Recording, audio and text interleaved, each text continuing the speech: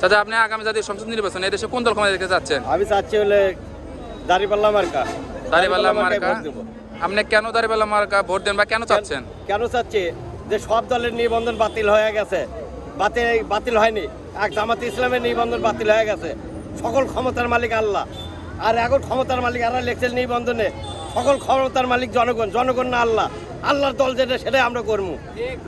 আপনি বলছেন যে জামাত ইসলামী একমাত্র আল্লাহর দল, সেখানে বিধানে লেখা আছে হ্যাঁ, তখন নিবন্ধনে যে নিবন্ধন অন্য দলের, অন্য সব নিবন্ধন লেখা আছে সকল ক্ষমতার মালিক জনগণ।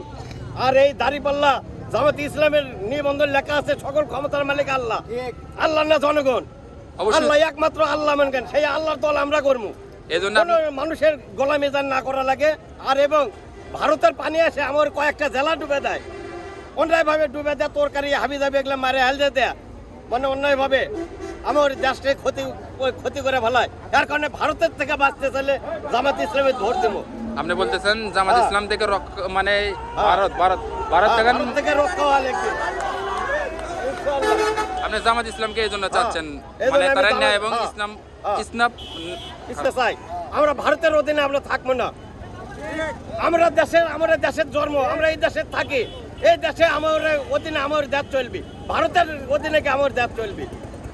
এই জন্য আপনি বলছেন দাঁড়িপাল্লা মার্কায় ভোট দেবো, দাঁড়িপাল্লা মার্কায় ভোট দেবো। এই কারণে আমি দাঁড়িপাল্লা মার্কায় ভোট দেবো। আপনি বলছেন ন্যায় এবং ইনসাফের মধ্যে তারা রাষ্ট্র পরিচালনা করবেন। তারা এই জামাত ইসলামী ক্ষমতায় গেলে তারা যে একটা নিজের যে অধিকার, মানে সেখানে কারো যে তাবেদারি, এটা আপনি চাচ্ছেন না। আর সেখানে নিজের মতো আজাদ দিবিলে তারা এই দেশ পরিচালনা করবে, এর জন্য আপনি জামাত ইসলামকে চাচ্ছেন। 300 টাকা কেজি লাগে কিসের কারণে? ওই ইন্ডিয়ার থেকে 3 টাকা কেজি আনে, 9 টাকা কেজি সারা আমার এটি সারে আমার কেন? আমার বাংলাদেশের কৃষকের কেজি পরে ভেত উৎপাদন খরচ পরে 18 টাকা কেজি, আর হলে মনে কেন ওরা 3 টাকা কেজি আনে, 9 টাকা কেজি সারে। এর কারণে কৃষক কথা আমরা তো সস্তা পাচ্ছি, সস্তা খাই।